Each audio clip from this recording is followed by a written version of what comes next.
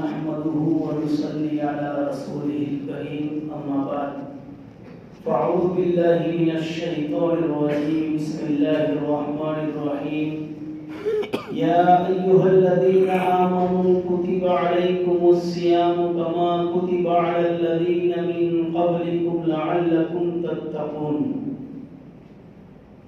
برادران اسلام، پیارے بھائیوں، دوستوں اور بزرگوں، رمضان مبارک کا پہلا جمعہ ہے اور پہلے جمعہ کے ساتھ ساتھ پہلا عشرہ بھی سمجھیے کہ ختم ہونے کے قریب ہے. بہت اچھی طرح سے ہم جانتے ہیں روزے کے مسائل، اس کے فضائل سے بخوبی واقف ہے. دنیا کے اندر انسان بہت سی چیزوں کو بناتا ہے اور اپنی بناوٹ میں وہ مشہور ہوتا ہے. ہر کمپنی اپنی کسی نہ کسی چیز کے لیے مشہور ہوتی ہے. جیسے گاڑیوں کے اندر ہم کہتے ہیں کہ فلاں کمپنی کی گاڑی بہت عمدہ ہوتی ہے. اگر کوئی پریس خرید کر لاتا ہے کپڑوں پر کھینچنے کے لیے تو کہ فلاں کمپنی کی پریس بہت عمدہ ہوتی ہے. ہر چیز کی ایک کوالٹی ہوتی ہے اور ہر چیز کی ایک بناوٹ، اور بنانے والا جو ہوتا ہے کمپنی کا مالک، وہ اپنی بنائی ہوئی چیز سے بہت اچھی طرح سے واقف ہوتا ہے. اس لیے اس چیز کو کیسے استعمال کرنا، تو استعمال کس طرح آپ لوگ کرو گے، ایک چھوٹی سی بکلیٹ، ایک پستیکا اس چیز کے ساتھ وہ پیک کر کے آپ کو دیتے ہیں. جب ہم مارکیٹ سے کوئی چیز خرید کر لاتے ہیں تو اس چیز کے ساتھ ساتھ ایک چھوٹی سی بک نکلتی ہے کہ بھائی اس کا اپیوگ آپ کیسے کرو گے. یہ ہم نے بنائی ہے، اس کے اپیوگ کرنے کی پدھتی ہم جو بتا رہے ہیں اس کے مطابق اگر ہوگا تو آپ اس چیز کو صحیح طور پر فائدہ اٹھا سکو گے، ورنہ وہ چیز خراب ہو جائے گی. میرے بھائیوں، اللہ تبارک و تعالی انسان کا کاریگر ہے، خالق اور مالک ہے. اللہ فرماتے ہیں لقد خلقنا الانسان فی احسن تقویم، ہم نے انسان کو بہترین سانچے میں بنایا ہے. سانچا کس کو کہتے ہیں؟ وہ دھاتو پگھال کر ڈالتے ہیں نا لوہے کے بنے ہوئے سانچے میں، دو چاروں طرف مٹی رہتی ہے، پھر اس کے اندر اس دھاتو کو پگھال کر ڈال دی جاتی ہے، پھر کچھ دیر کے بعد اس کو کھولتے ہیں تو جیسا سانچا بنایا ہوتا ہے ویسی ڈیزائن اور آکرتی کی وہ چیز بن کر باہر آتی ہے. اللہ نے انسان کو ایک سانچے میں، اور وہ سانچا بھی بہترین، قرآن میں اللہ فرماتے ہیں کہ ہم نے بہترین سانچے میں بنایا ہے. اسی لیے انسان کو اشرف المخلوقات کہا کہ تمام چیزیں اللہ کی بناوٹ ہے، مصنوعات ہیں، اللہ کی یہ ساری پروڈکٹ ہے. اللہ کی ایک پروڈکٹ انسان بھی ہے. تو انسان کو کیسے چلنا ہے، اس کی رات اور دن، صبح اور شام کیسے گزریں گے، اس کے لیے ایک پستیکا، ایک بک لے کر اللہ تعالیٰ نے اپنے کمپنی کے آدمی جناب محمد رسول اللہ صلی اللہ علیہ وسلم کو بھیجا کہ بھائی یہ زندگی کیسے گزارو گے. اسی لیے قرآن دستور الحیات ہے، زندگی جینے کے طریقے اس میں بیان کیے ہیں. ہم نے مردوں کی کتاب اس کو سمجھ لیا ہے الگ بات ہے، ورنہ قرآن تو زندوں کی کتاب ہے. کیسے جیا جائے یہ قرآن بتاتا ہے. تو میرے دوستو، اللہ کے رسول صلی اللہ علیہ وسلم قرآن لے کر آئے. اب ہمیں یہ انجن، یہ مشین انسان نام کا کیسے چلانا ہے، اس کو ہم قرآن میں دیکھیں گے کہ یہ کیا، اس میں پدھتی کون سی بتائی ہے. صبح کیسے کرو گے تم، شام کیسے کرو گے، کھانا کیسے کھاؤ گے، عبادات کیسے کرو گے. اسی لیے اللہ والے بتاتے ہیں کہ بھئی اللہ کے حکم کے مطابق اور رسول اللہ کے طریقے کے مطابق جو عمل ہوگا وہ 100% کامیاب ہے. اور لا الہ الا اللہ محمد رسول اللہ کا بھی یہی مطلب سمجھایا جاتا ہے کہ حکم صرف اللہ کا ہو اور طریقہ صرف رسول اللہ کا ہو. اس سے ہٹ کر اگر کوئی ہے تو اس میں وہ 100% ناکام ہے. چاہے وہ عبادات ہو، پھر عبادت تین طرح کی ہے. عبادت بدنی ہے جیسے نماز ہے, روزہ ہے, اس کا تعلق صرف جسم کے ساتھ ہے. نماز ادا کرنے کے لیے کوئی مال خرچ نہیں کرنا پڑتا, بس وضو کیا اور نیت کر کے آپ نے جسمانی حرکت شروع کر دی کہ اللہ کے رسول فرماتے ہیں صلو کما رأیتمونی اصلی, جیسے تم مجھے دیکھتے ہو نماز پڑھتے ہوئے ایسے نماز پڑھو. تو نماز ایک بدنی عبادت ہے. پھر مالی عبادت ہو جیسے زکات ہے, صدقہ ہے, صدقۃ الفطر ہے, یہ مالی عبادت ہے. پھر عبادت کی تیسری قسم مال اور جان یعنی جسمانی اور مالی دونوں سے مرکب جیسے حج ہے. اللہ نے حج کو فرض کیا, اس میں مال کی بھی ضرورت پڑتی ہے, جسم کی بھی ضرورت پڑتی ہے, ارکان جسم سے بھی تعلق ہے اور مال سے بھی اس کا تعلق ہے. تو تین طرح کی عبادات اللہ کے بتائے ہوئے اور رسول اللہ صلی اللہ علیہ وسلم کے بتائے ہوئے طریقے کے مطابق ہے تو سمجھو کہ وہ عبادت کی قابل قبول ہے. ورنہ عبادت کا اگر ہم نے اپنے من سے کوئی طریقہ گھڑ لیا, چاہے ہماری عقل یہ کہتی ہو کہ جو بیان کیا ہے اس سے اچھا طریقہ ہے, جیسے کوئی شخص فجر کی 2 فرض کے بجائے 4 پڑھ لے, ہم کہیں کہ غلط ہے, اس کی 2 رکعت فرض بھی ادا نہیں ہوگی. تو جیسے عبادات میں اپنے من کا کوئی طریقہ ہم گھڑ لینا چاہے نہیں گھڑ سکتے, چاہے ہماری عقل اس کو اچھا کہے. اللہ کے بتائے ہوئے طریقے اور رسول اللہ کے بتائے ہوئے طریقے کے مطابق ہے تو ہی وہ عبادت صحیح ہے.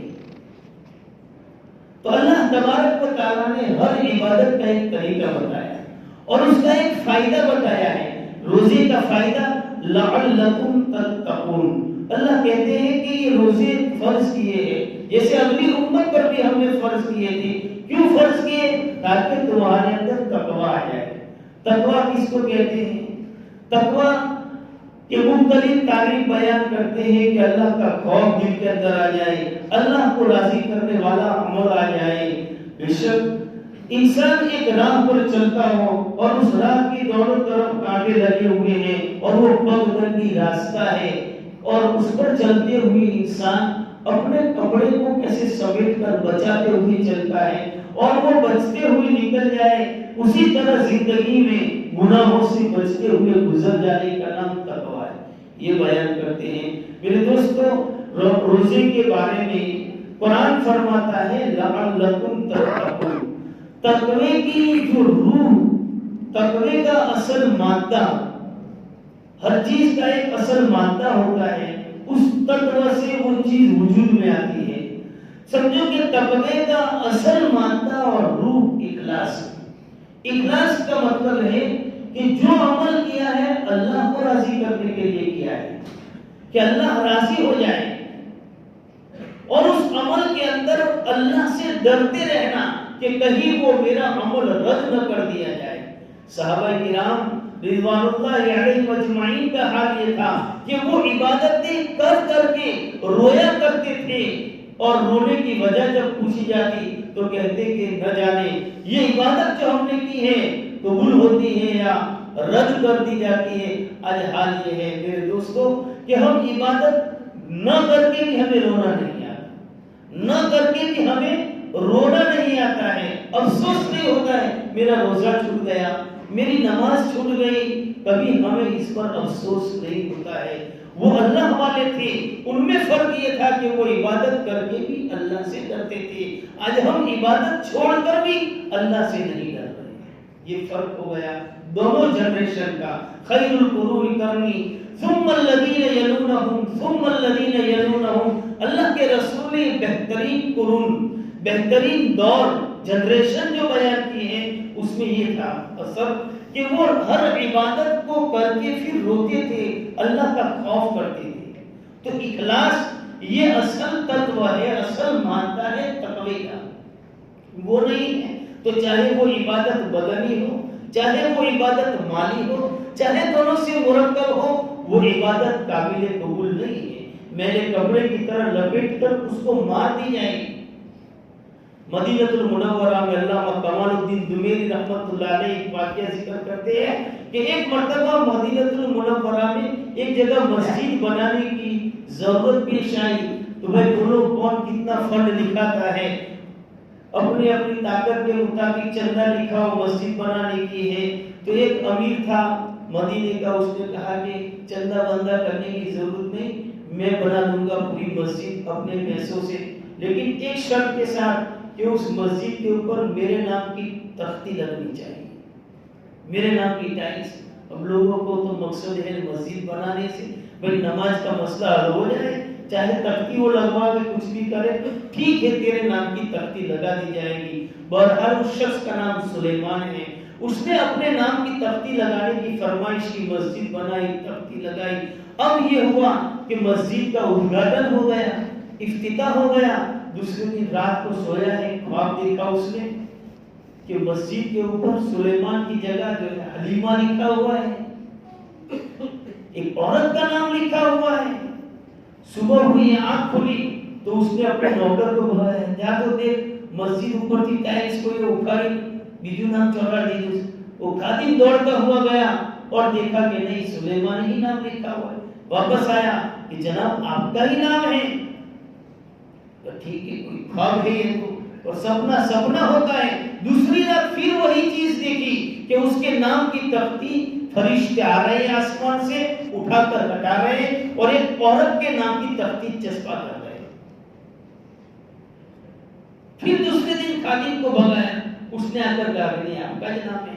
تیسرے دن بھی جب ایسا خواب آیا تو وہ امیر شخص جو تھا وہ خود گیا، اس نے اپنی آنکھوں سے دیکھا کہ ہاں میرا نام لکھا ہوا ہے، کسی اور کا نام نہیں ہے. لیکن یہ حلیمہ جس کا نام خواب میں دیکھتا ہوں کہ آسمان سے سفید لباس پہنے ہوئے فرشتے آتے ہیں اور اس تختی کو میرے نام کی ہٹا کر اس حلیمہ نام کی تختی کو چسپا کرتے ہیں. آخر یہ حلیمہ کون ہے؟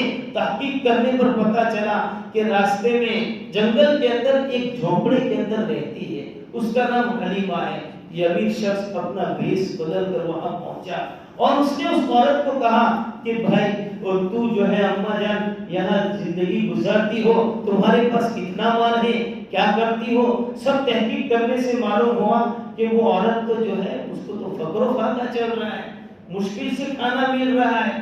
تو اس امیر نے دیکھا اب تو غلط ہو نہیں سکتا، اس عورت کی گردن پر خنجر رکھ کر کہا بتا تو نے وہ جو مسجد بنی ہے اس میں تو نے کیا چندہ دیا ہے؟ اس عورت نے کہا کہ میں بھلا کہاں سے چندہ لا کر دیتی، میرے تو یہاں پیٹ بھرنے کا مسئلہ نہیں، مسئلہ حل نہیں ہو رہا اور میں مسجد کے لیے کہاں سے چندہ لوں گی. لیکن ہاں ایک بات ہے کہ اس مسجد کے کنسٹرکشن کے لیے جو اینٹیں جاتی تھی، اس کی تعمیر کے لیے جو اینٹیں گدھوں پر جاتی تھی لاد کر، تو وہ گدھے میری جھوپڑی کے پاس سے گزرتے تھے.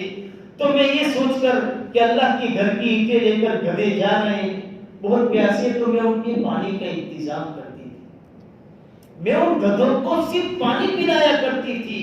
اس امیر نے کہا کہ بوڑھی اماں تو نے گدھوں کو پانی پلا کر مسجد کو اپنے نام کر لیا. تو میرے دوستوں اخلاص اصل مادہ ہے. ہر عمل میں اخلاص یہ دیکھا جاتا ہے، مال اور کوانٹٹی نہیں دیکھی جاتی، اس کی کیفیت دیکھی جاتی ہے کہ کس کیفیت کے ساتھ تم اس عمل کو کر رہے ہو. اگر وہ عمل اخلاص کے ساتھ ہے اور حضور کے بتائے ہوئے طریقے کے مطابق ہے تو وہ قابل قبول ہے، ورنہ رد ہے، چاہے وہ عبادت ہو. میں نے بتایا چاہے عبادت ہو. ایک مرتبہ ابوبکر صدیق رضی اللہ تعالیٰ عنہ تہجد کی نماز بہت آہستہ سے قرات کرتے تھے اور حضرت عمر رضی اللہ تعالیٰ عنہ زور سے قرات کرتے تھے جہرن. تو اللہ کے رسول کو پتا چلا، اللہ کے رسول نے ابوبکر صدیق سے پوچھا کہ بھائی تہجد کی نماز کیوں تم آہستہ سے پڑھتے ہو، سرن قرات کرتے ہو من میں؟ اور حضرت عمر سے پوچھا کہ تم بلند آواز سے قرات کرتے ہو؟ حضرت ابوبکر صدیق نے کہا یا رسول اللہ جب میں تہجد پڑھتا ہوں لوگ سوئے ہوتے ہیں، میرے دل میں خیال آتا ہے کہ کہیں میری قرات سے کسی کی نیند خراب نہ ہو جائے. اللہ کے رسول مسکرائے.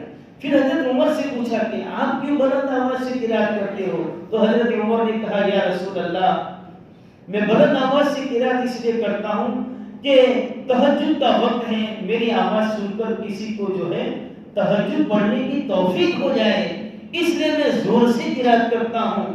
اللہ کے رسول نے حضرت ابوبکر صدیق رضی اللہ تعالیٰ عنہ سے کہا کہ ابوبکر اپنی آواز کو تھوڑا بلند کر لو، اور حضرت عمر سے کہا کہ عمر اپنی آواز کو تھوڑا پست کر لو۔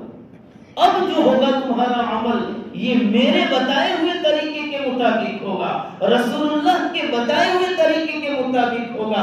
اب تک جو تم عمل کر رہے تھے وہ اپنا من گڑت طریقہ تھا، چاہے اس کے پیچھے تمہاری نیتیں اچھی تھی، تمہارے ارادے اچھے تھے، لیکن حضور کے طریقے کے خلاف ہے، اس لیے جو ہے وہ عبادت نہیں ہے، اس پر کوئی اجر و ثواب نہیں ہے۔ لیکن اب جب کچھ آواز بلند ہو جائے گی اور عمر کی آواز جب کچھ پست ہو جائے گی تو وہ حضور کے فرمان کے مطابق ہو جائے گی۔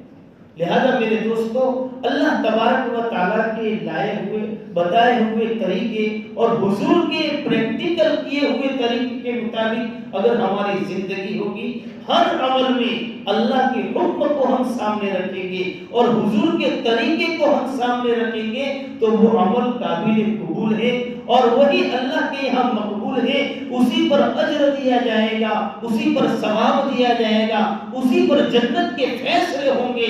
اور جو عمل اپنے من گھڑت ہیں، اپنے خیال سے بنائے ہوئے ہیں، وہ چاہے ہماری نیتیں اچھی ہیں، ارادے اچھے ہیں، لیکن ہم نے اس میں ڈھونڈا نہیں کہ حضور کا طریقہ کیا ہے، اس میں ہم نے ڈھونڈا نہیں کہ رب کریم کا حکم کیا ہے، تو میرے دوستو یہ خود ساختہ بات ہے، خود ساختہ طریقہ ہے، اس پر کوئی اجر و ثواب نہیں۔ لہذا روزے کی حالت میں کون سی چیز کرنی، کون سی نہ کرنی، اللہ کے رسول نے سب چیزیں بتائی۔ تراویح کیسے پڑھنی، ہم کیا کرتے ہیں تراویح میں لمبی قراتیں ہوتی ہیں، پیچھے بیٹھ جاتے ہیں، جب رکوع میں جاتے ہیں دوڑ کر پھر رکوع میں شریک ہو جاتے ہیں تاکہ رکعت بھی شمار ہو جائے اور جو ہے تھکان بھی نہ لگے۔ میرے دوستو، اللہ تبارک و تعالیٰ کی عبادت کے ساتھ کھلواڑ ہے، مذاق ہے، یہ سب چیزیں جو ہے ہماری دنیا آخرت دونوں برباد کر سکتی ہے۔ اللہ تبارک و تعالیٰ کہنے سننے سے زیادہ ہم تمام کو عمل کی توفیق عطا فرمائے۔